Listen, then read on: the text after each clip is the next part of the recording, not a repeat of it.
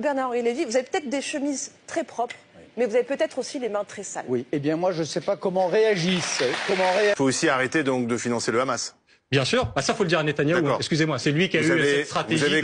Vous avez condamné ceux qui finançaient le Hamas? Oui, dont Monsieur Netanyahou, qui est le premier financeur du Hamas. Vous vous souvenez de cette déclaration, il dit si vous êtes contre la constitution d'un État palestinien, on a intérêt à financer le Hamas et à radicaliser les Palestiniens. C'est les propos de Netanyahou. Nicolas Sarkozy avait déclaré à Barack Obama que Benyamin Netanyahou était un menteur et qu'il ne pouvait plus le supporter. Tu en as marre de lui, mais moi je dois traiter avec lui tous les jours, a rétorqué son homologue américain selon le site Arrêt sur Image. La cause de ces fuites croustillantes, des micros déjà ouverts avant la conférence de presse Obama-Sarkozy. J'ai aucune sympathie pour ce monsieur. Aucune. Et on s'en fout. Mon problème, c'est pas d'avoir de la sympathie ou pas pour lui.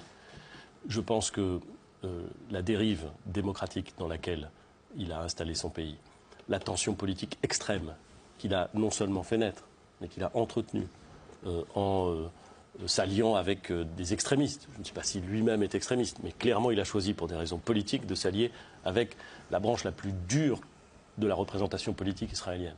Et religieux, je crois aussi, je crois. Aujourd'hui, Israël a le droit, le devoir de se battre pour éradiquer le Hamas. Est-ce qu'il faut éradiquer le Hamas? Est-ce que vous êtes d'accord avec ça? Je vais vous répondre très rapidement. Déjà, premièrement, vous dites quelque chose qui, selon moi, montre votre inculture et votre manque de compétences sur ce dossier. C'est curieux comme vous répondez jamais par oui ou par non. Parce que on vit pas dans Twitter et donc on fait des réponses longues. Et c'est comme ça on élève le niveau des consciences, l'intelligence et j'attends la réponse avec intérêt. Dire que ça a commencé le 7 octobre, c'est manquer de culture sur le sujet. Monsieur Bellamy, la guerre des 6 jours n'a pas existé. La guerre israélo-arabe n'a pas existé. Il n'y a pas eu de deux intifadas. Il n'y a pas eu de guerre en 2009. Il n'y a pas eu de guerre en 2012. Il n'y a pas eu de guerre en 2014. Vous venez de vous réveiller et d'apprendre que depuis 75 ans, il y a un conflit israélo-palestinien. Monsieur, si vous partez sur cette base-là, vous n'arriverez à rien. Diffuse toute la soirée.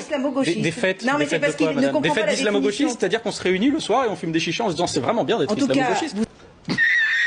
Le génocide, c'est défini aussi stricto sensu pour dire que c'est l'élimination d'une population. Bien sûr. Je pense que c'est ce qui est en train de se passer à Gaza. Je pense que c'est ce qui est en train de se passer à Gaza. Sciemment, on veut éliminer les Palestiniens. Mais bien sûr. Vous croyez que c'est une erreur? Non, je vous pose la question. 30 000 morts, un blocus qui empêche l'entrée de l'aide humanitaire et qui fait que les gens là-bas meurent de faim. Vous pensez que c'est par hasard? Que c'est pas fait exprès? Non, que c'est une erreur? Benyamin Netanyahou est un du ministre de la Défense israélien qui dit que les Gazaouis sont des animaux. Monsieur, si vous partez sur cette base-là, vous n'arriverez à rien.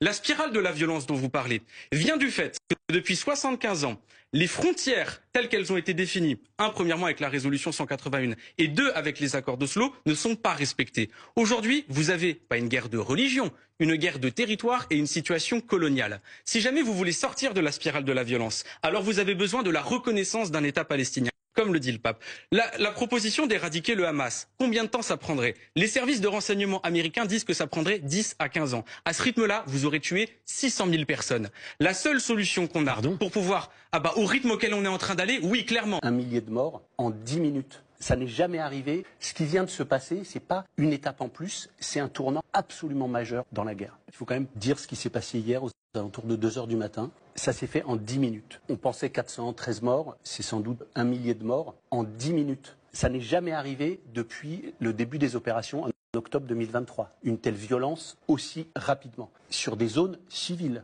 La dernière guerre de Gaza avant celle-ci, c'est mai 2021. C'est 256 morts en 11 jours.